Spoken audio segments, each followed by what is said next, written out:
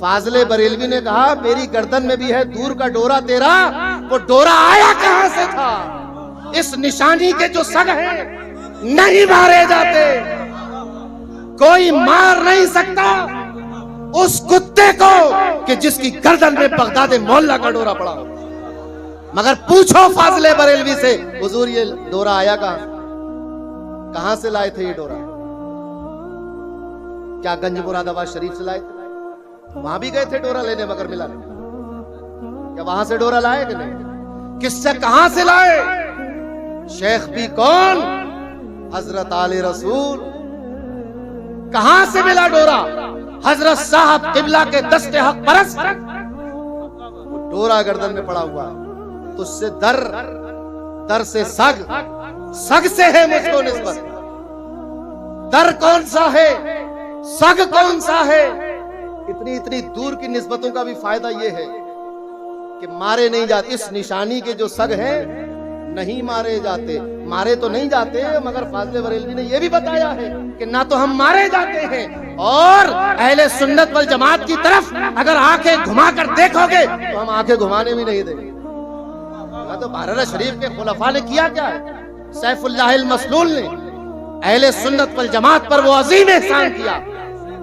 عقیدہ شفاعت کا انکار کیا گیا، شفاعت پہ کتاب لکھی۔ رسول کی حیات کو انکار کیا گیا، اس پر کتاب لکھی۔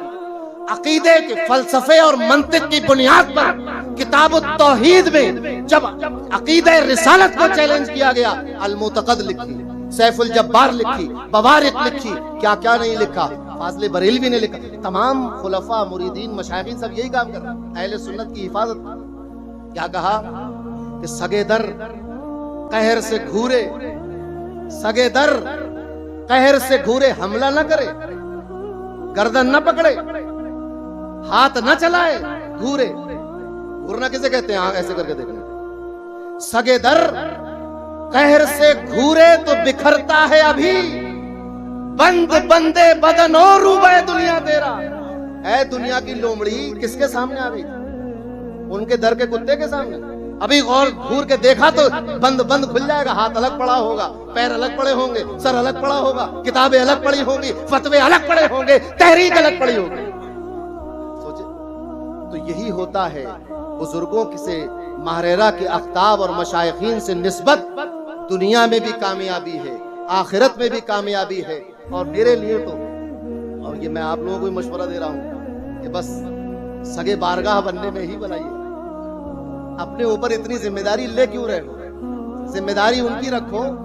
مزدور کی ذمہ داری کچھ نہیں ہوتی، مزدور کی ذمہ داری اتنی ہوتی یہ اینٹیں وہاں پہنچا دو، جی صاحب پہنچا دی، وہ ریتا وہاں سے اٹھا لاؤ، جی صاحب لے آئے، جھاڑو لگا دو، لگا دی، باقی ساری ذمہ داری مالک کی ہوتی ہے۔ تو ہم نے اپنے آپ کو سپرد کر دیا، اپنا سب کچھ نشاور کر دیا ہے، تو بس اب نظر اس پر رہنی چاہیے کہ امین ملت نے کیا فرمایا ہے، رفیق ملت نے کیا عقیدہ دیا ہے، کیا اصلاح فرمائی ہے۔ جو فرما دے اس کو حرز جاں بنا لو، وہ عقیدے کی بات ہو عقیدہ درست کر لو، عمل کی بات ہو عمل درست کر لو، ذہن و فکر کی بات ہو ذہن و فکر درست کر لو، تعلیم کی بات ہو تعلیم درست کر لو، اخلاق کی بات ہو اخلاق درست کر لو۔ بہت زیادہ پڑھنے لکھنے سے کوئی بہت عظیم نہیں ہو جاتا، اس تعلیم پر عمل کر کے لوگ عظیم